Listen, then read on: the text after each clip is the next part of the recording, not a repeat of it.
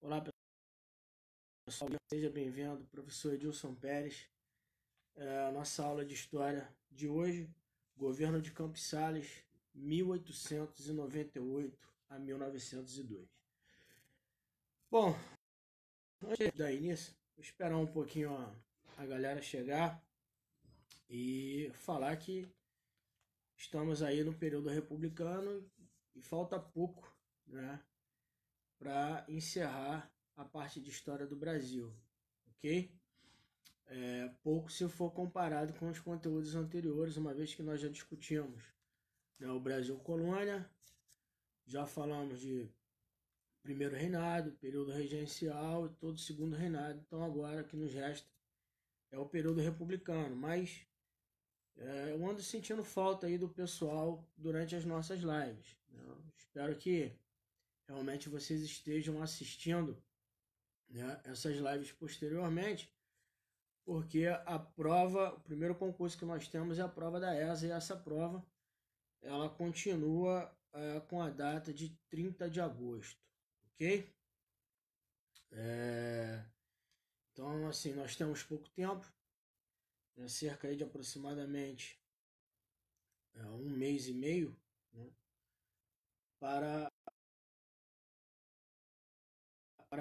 ter, né, uma motivação maior da rapaziada e a presença aí nas aulas, ok? Bom, então vamos lá, governo de Campos Sales, 1898 a 1902. O governo de Campos Sales, ele herda a crise econômica dos governos anteriores. E aí, o que o Campos Sales, o governo de Prudente de Moraes, Campos Sales ele vai fazer um novo acordo para tentar recuperar a economia, né? Esse novo acordo, o novo Food Loan, onde esse acordo de empréstimos, uma nova aquisição de empréstimos de 10 milhões de libras e a suspensão da dívida, ok? Então, olha só, o pessoal está começando a chegar agora, bom dia aí para quem está chegando, ok? Bom, o que o Campos Sales ele vai fazer? O Campos Sales, presidente oriundo do Partido Republicano Paulista, advogado, ele vai renegociar essa dívida externa e vai adquirir um novo empréstimo, esse empréstimo de 10 milhões de libras. E aí, olha só, interessante essa nova renegociação. O Campos Sales ele faz um novo acordo, né, adquirindo um empréstimo de 10 milhões de libras, e no acordo, o pagamento da dívida externa, ou seja, dos juros da dívida, né, vão acontecer a partir de 1911. Então ele consegue uma suspensão do pagamento, né? Ele negocia o congelamento dos juros, adquire um novo empréstimo e faz uma dívida a partir do ano de 1911, ok? E aí o que acontece? Como garantia do pagamento da dívida, qual foi a exigência dos banqueiros internacionais? A exigência era as receitas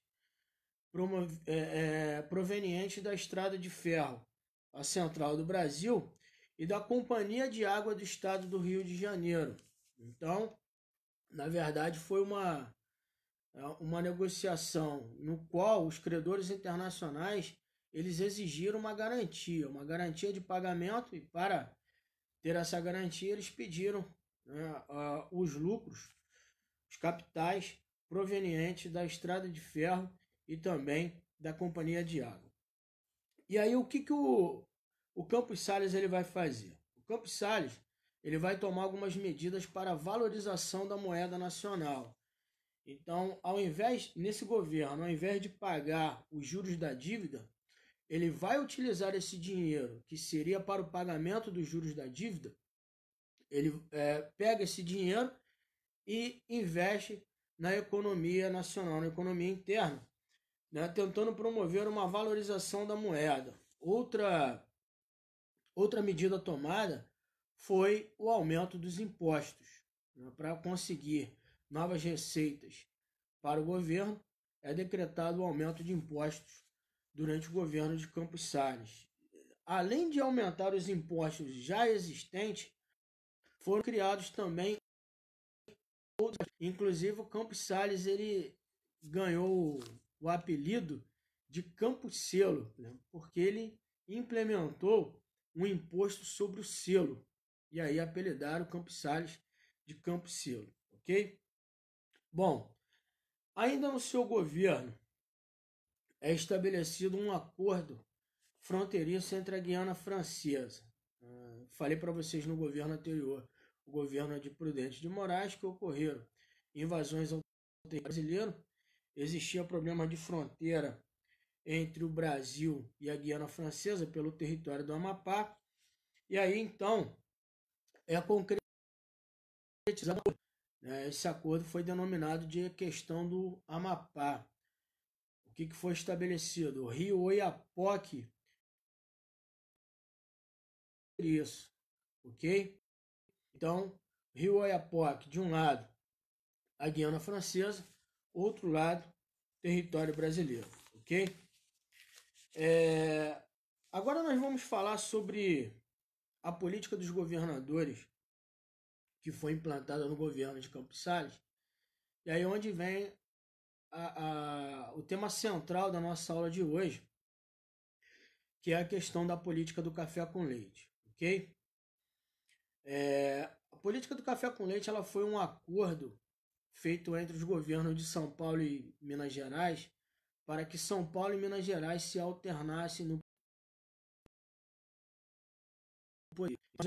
A oligarquia paulista proveniente do Partido Republicano Paulista e a oligarquia mineira, né, que assentava o seu poder também dentro do Partido Republicano Mineiro. Então, como São Paulo era o maior produtor de café e Minas Gerais o maior produtor de leite, né, essa política entre as duas oligarquias foi denominada de política do café com leite, ok? Tem uma música, um samba, que diz o seguinte: São Paulo dá café, Minas Gerais dá leite e a Vila Isabel dá samba, ok? Esse samba ele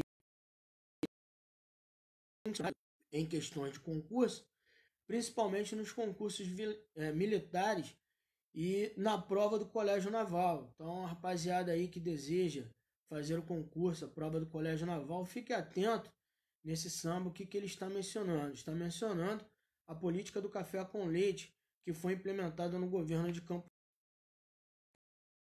Salles. A política dos governadores e essa política do café com leite, ok? A política dos governadores, na verdade, ela já tinha sido criada anteriormente no estado de São Paulo, quando Campos Salles ele foi governador do estado de São Paulo. Então, prestem bem atenção. O Campos Salles havia sido governador do estado de São Paulo e no estado de São Paulo ele criou, ainda como governador, a política do governador. Elas tinham como base o apoio dos coronéis. Os coronéis, os grandes fazendeiros. Eu discuti isso com vocês em uma outra oportunidade, né? Que durante a criação da Guarda Nacional, lá no período regencial, né, os fazendeiros locais eles tinham um grande prestígio. Foram nomeados chefes da Guarda Nacional. E na Guarda Nacional, esse fazendeiro ele recebia a patente de coronel.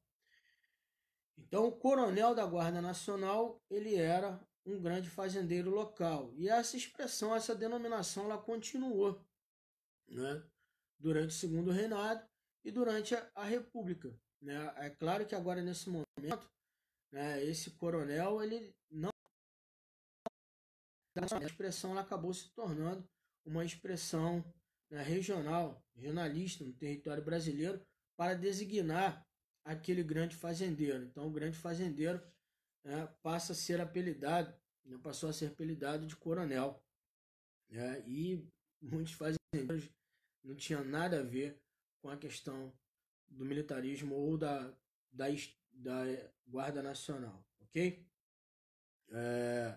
Bom, enfim, então, o que o Campos Salles ele faz? O Campos Salles, quando governador de São Paulo, ele deu prestígio, deu atenção aos coronéis, mas desde que esses coronéis eles se alinhassem ao Partido Republicano Paulista, né? E muitos coronéis do partido fazem parte do Partido Republicano Paulista. Assim, e esses coronéis também apoiavam o governador, ok?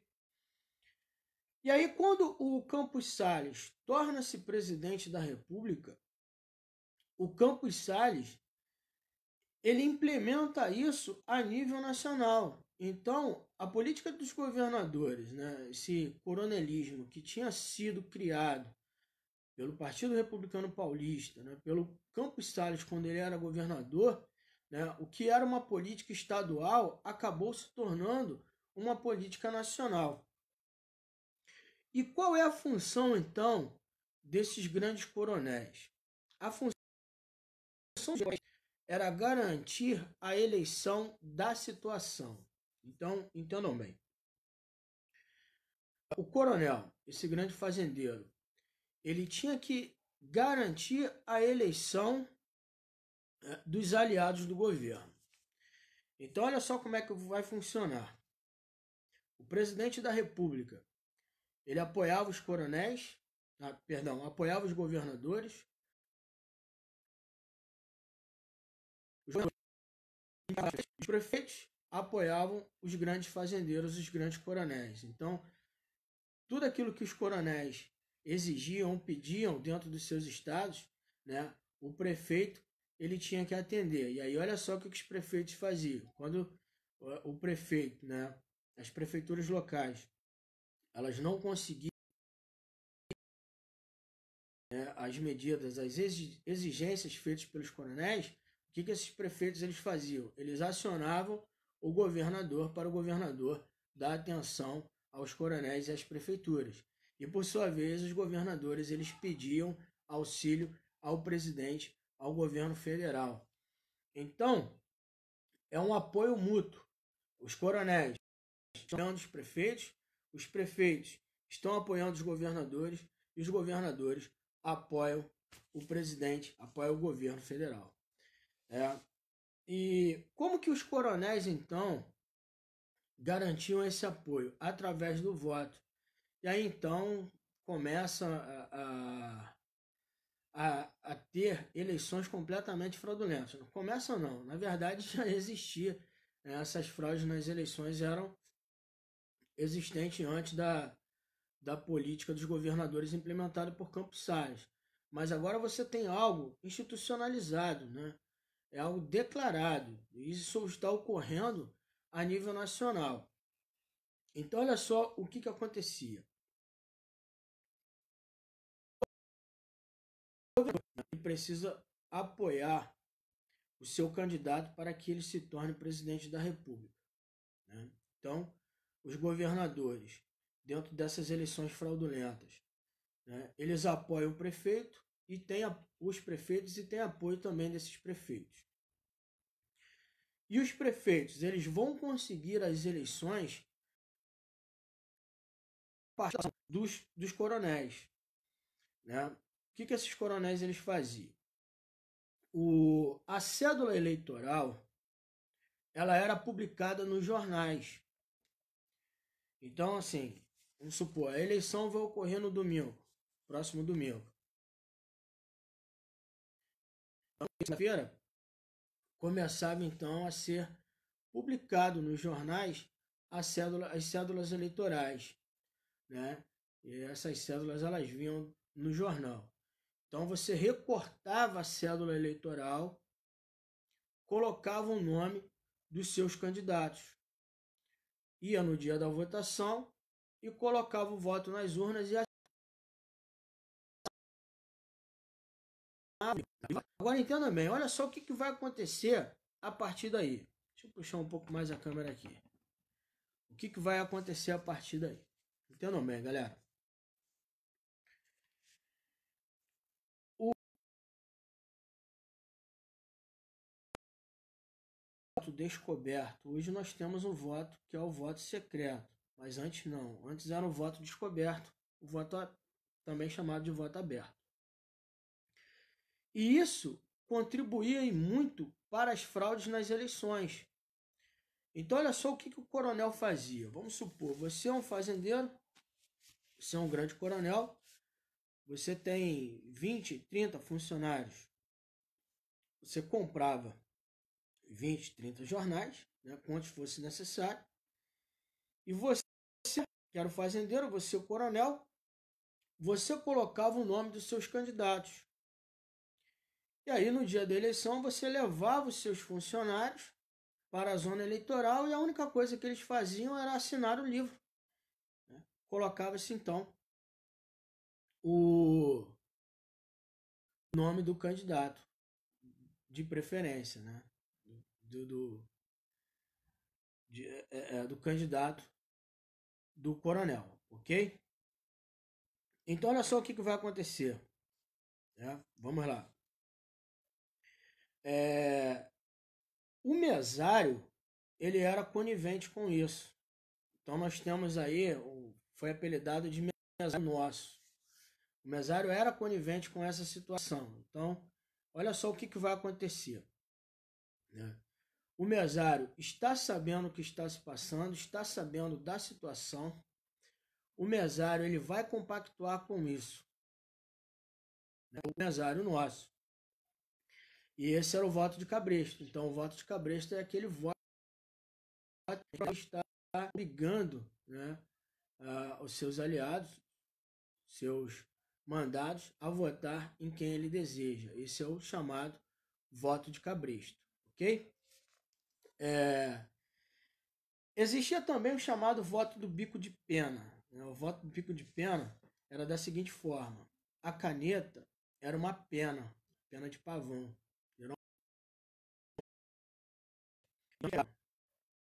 A pena, a caneta, molhava no tinteiro e escrevia no livro ato.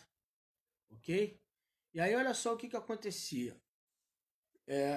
Quando chegava no dia, no final da eleição, o mesário olhava e verificava ali, por exemplo, 10 em branco ali. 10 pessoas deixaram de assinar porque não foram votar. Mas por que não foram votar? Geralmente porque haviam falecido, por exemplo. Eles acabavam votando. Votando como? O mesário olhava, via ali aqueles nomes em branco. O que ele fazia? Ele pegava, vamos supor, tem 10 nomes ali, 10 pessoas que não foram votar. Ele pegava 10 cédulas eleitorais em branco e colocava o nome do candidato que era apoiado pelo governo, o governo local. E aí, muitas vezes, você pegava o livro ata, né, era escancarado, você via a mesma caligrafia várias vezes. Aquela caligrafia foi de quem? A caligrafia ela foi do mesário. Né? Então, por isso, foi apelidado do voto de bico de pena. Bom, e se porventura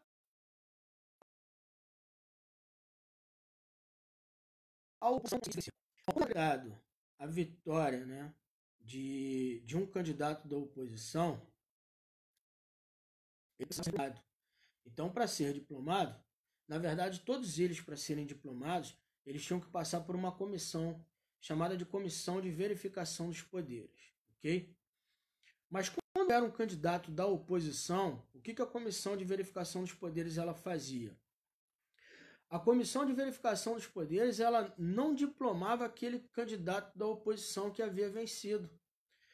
Então, riscava o nome dele da lista de vitoriosos e, obviamente, colocava o candidato da situação. Então, a oposição, ela, na verdade, ela nunca vencia, ok? Esse sistema de o candidato vitorioso, né, de oposição era chamado de degola. Então, degola foi o apelido, né, que essa prática, né, ela teve, né? Então, essa prática ela acabou sendo chamada de degola.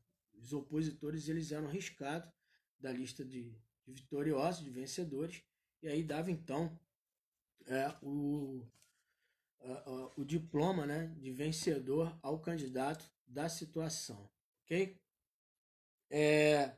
Bom, e aí o que acontece?